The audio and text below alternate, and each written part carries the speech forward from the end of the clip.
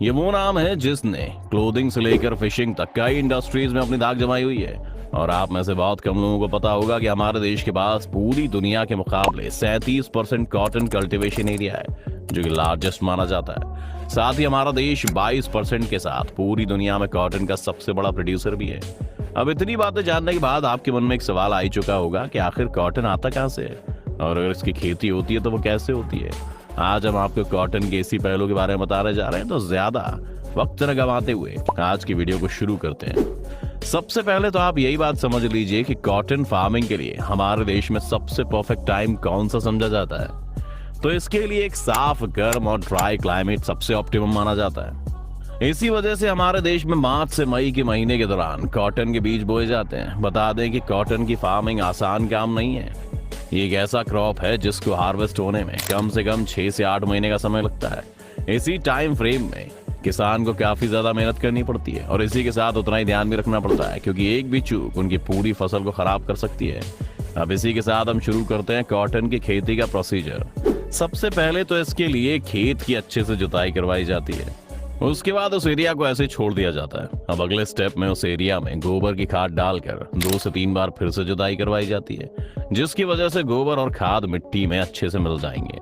अब मिट्टी की बात निकली है तो हम आपको बता देते हैं कि कॉटन की खेती के लिए सही मिट्टी का सिलेक्शन भी बहुत इंपॉर्टेंट होता है। इसी वजह से कॉटन के लिए काली मिट्टी या फिर ऐसी मिट्टी चुनी जाती है जो अच्छी तरह से वाटर विड्रॉल कर सके। अब अगले स्टेप पर आए तो मिट्टी को गोबर से अच्छी तरह मिलाने के बाद खेत में पानी डाला जाता है। जब पानी पूरी तरह से सूख जाता है तो उसके बाद खेत में लगने वाले सभी वीड निकल जाते हैं, और जुताई के बाद एक बार फिर से खेत में पानी डाला जाता है। अब जमीन के इवन हो जाने पर खेत में फर्टिलाइजर डालकर खेत की जुताई कर पाटा लगाकर दोबारा की जाती है। तो ये था कॉटन फार्मिंग का पहला दिन। अब हम बढ़ते हैं दूसरे दिन की ओर, जब खेतों में बीजों को लगा दिया जाता है। ऐसा माना जाता है कि खेत में कॉटन के बीज लगाने का काम शाम के वक्त सबसे सही होता है। इस बात पर काफी ध्यान दिया जाता है कि कपास के बीजों को खेत में लगाने से पहले उन्हें मेडिकेट किया जाए।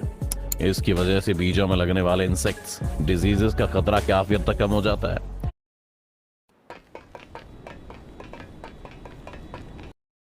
इसके लिए कार्बोसल्फन और इमिडाक्लोप्रिड इंसेक्टिसाइड्स का यूज किया जाता है। इसके बाद ही बीज लगाए जाते हैं। यहाँ एक और बात ध्यान देने वाली होती है कि अगर ये बीज नेटिव यानी कि हमारे देश के किस्म के हों तो फिर इन्हें खेत में लगाते समय 2 लाइन के बीच 40 सेंटीमीटर का गैप दिया जाता है, ताकि ये दोनों पौधे अच्छी तरह से ग्रो हो सकें। वहीं अगर अमेरिकन किस्म के बीजों का इस्तेमाल किया जाए तो इसमें 2 लाइंस के बीच 50 से 60 सेंटीमीटर की दूरी उसी वजह से रखी जाती है। आपको बता दें कि कॉटन लंबी दूरी तक फैलने वाले पौधे होते हैं, इसलिए 1 बीघा खेत में अक्सर 450 ग्राम बीज लगाए जाते हैं। इसी के साथ इन बीजों को लगाते समय एक और बात का खास ध्यान रखा जाता है कि इन्हें गलती से भी मिट्टी के ज्यादा अंदर न लगा दिया जाए। अगर ऐसा होता है तो इसका नतीजा ये होता है कि इन्हें बाहर निकलने में काफी मुसीबतों का सामना करना पड़ता है। खैर, समय के साथ साथ बीज बढ़ते चले जाते हैं, और अब हम उस पॉइंट पर पहुंच जाते हैं जिसे आप कॉटन की खेती का अगला फेज भी कह सकते हैं। कपास की खेती में जब पौधों के फूल लगने वाले हों तो वीड पर ज्यादा ध्यान देना चाहिए। उस समय कई तरह की वीड आ जाती है जिसमें कई प्रकार के इंसेक्ट जन्म लेते हैं। इन इंसेक्ट्स की वजह से पौधों में कई तरह की डिजीजेस पैदा होने लगती हैं, जिससे पूरा खेत खराब हो सकता है। इन सभी के बचाव के लिए वीड कंट्रोल पर ध्यान देना चाहिए। इसके लिए समय समय पर कपास के खेत में निकले हुए वीड को हटाते रहना चाहिए। खेत में बीज लगाने के 25 दिन के बाद से इस काम को शुरू कर देना चाहिए। इससे पौधों की ग्रोथ में किसी तरह की रुकावट नहीं आती है। चलिए एक छोटी सी जानकारी और देते हैं आपको। कॉटन की खेती करने के लिए खेत में लगभग 15 गाढ़ी गोबर की खाद को एरिया के हिसाब से डालना होता है। इसके बाद इस खाद को उस खेत में अच्छे से मिला दिया जाता है। जुताई के समय नाइट्रोजन और फास्फोरस की सफिशिएंट क्वांटिटी को वैरायटीज के अनुसार उस खेत में डाला जाता है। अगर बीज संकर बीटी कपास के हैं तो उसमें जिंक सल्फेट की सफिशिएंट क्वांटिटी को मिलाकर खेत में छिड़काव किया जाता है। वहीं अमेरिकन किस्म के कपास में फास्फोरस, डीएपी और सल्फर की सफिशिएंट क्वांटिटी का छिड़काव खेत में करने से अच्छा आउटपुट मिलता है। कपास की खेती की एक अच्छी बात यह है कि इसमें बहुत ही कम पानी की जरूरत पड़ती है। अगर बारिश के मौसम में इसकी खेती की जाए तो इसे पहली सिंचाई की जरूरत नहीं पड़ती है, और अगर खेती बारिश के मौसम में नहीं की गई है तो 45 दिन बाद सिंचाई की जाती है, क्योंकि कपास के पौधे ज्यादा धूप में अच्छे से ग्रो करते हैं। इसीलिए पहली सिंचाई करने के बाद जरूरत पड़ने पर इनकी दोबारा इरिगेशन करने की जरूरत पड़ती है।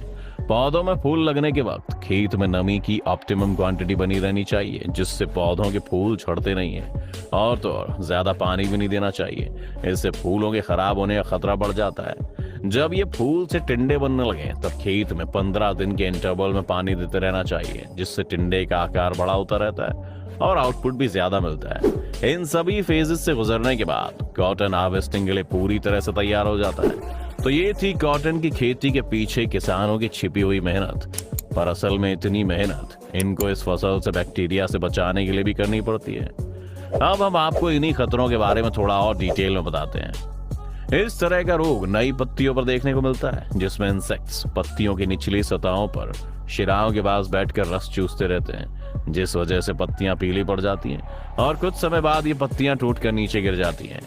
इमिडाक्लोप्रिड 17.8 SL या मोनोक्रोटोफॉस 36 SL की उचित मात्रा में छिड़काव करने से इस रोग से बचाव किया जा सकता है। इस तरह से सफेद मक्खी इंसेक्ट्स में पत्तियों पर पाई जाती है। ये भी पत्तियों की निचली सतह पर बैठकर रस चूसती हैं। ये इंसेक्ट पत्तियों पर चिपचिपा सब्सटेंस छोड़ देती हैं, इससे भी पत्तियां सूखकर गिर जाती हैं। कुछ नई तरह की किस्में हैं जिनमें रोग नहीं लगता है। बाकी किस्म के पौधों पर इस रोग से बचाव के लिए फ्लाइजोफॉस 40 EC या मिथाइल डेमेटॉन 25 EC की सफिशिएंट क्वांटिटी में छिड़काव करना चाहिए। पाइट बीटल इस तरह का इंसेक्ट जब फूल टिंडे बनते हैं तब उनके ऊपर अटैक करता है, जिससे पौधे का ऊपरी भाग सूखने लगता है और टिंडे की पंखुड़ी पीली पड़ जाती है और टिंडे के अंदर का कपास खराब हो जाता है। इस इंसेक्ट से बचाव के लिए मोनोक्रोटोफॉस 36 SL, क्लोरपाइरिफॉस 20 EC, मिलाथियन 50 EC में से किसी एक दवा का छिड़काव ऑप्टिमम लेवल पर करना चाहिए। ऑयल पेस्ट डिसीज इस इंसेक्ट डिसीज की वजह से पत्तियों को ज्यादा हानि होती है। ये छोटे साइज का काले रंग का इंसेक्ट होता है। इस तरह के इंसेक्ट से प्रिवेंशन के लिए इमिडाक्लोप्रिड 17.8 SL या थायोमिथाक्लाजाम 25 WG नामक दवाई का छिड़काव करते रहना चाहिए। टोबैको ब्रेडेड पेस्ट डिसीज ये इंसेक्ट लंबे आकार का होता है जो कि पत्तियों को खाकर उन्हें खराब कर देता है। इस इंसेक्ट से बचाव के लिए फ्लूबेंडियामाइड 480S, थायोडिकार्ब 75 SP और इमामेटिक्टिन बेंजोइट 5 SG दवा का छिड़काव करते रहना चाहिए। Prevention of scotch pest disease बाकी इंसेक्ट डिसीज की तुलना में ये डिसीज सबसे ज्यादा खतरनाक होती है। इस डिसीज के लग जाने पर टिंडे पर काले रंग के चित्ते बनने लगते हैं और टिंडा समय से पहले खिल जाता है, जिसकी वजह से उसका रेशा भी खराब हो जाता है। ये इंसेक्ट रोग कम समय में ही पौधे को पूरी तरह से नष्ट कर देता है। इस तरह के रोग से बचाव के लिए कॉपर ऑक्सीक्लोराइड दवा का छिड़काव पौधों पर करना चाहिए। साथ ही बीज को बोते वक्त बॉविस्टिन कवकनाशी दवा से उपचारित करना चाहिए। तो ये थी कॉटन की खेती से जुड़ी हर वो इन्फॉर्मेशन जो आपको जाननी चाहिए। आपको जानकारी कैसी लगी हमें कमेंट सेक्शन में जरूर बताएं। अगर आपको वीडियो पसंद आई तो लाइक और शेयर का बटन दबाएं।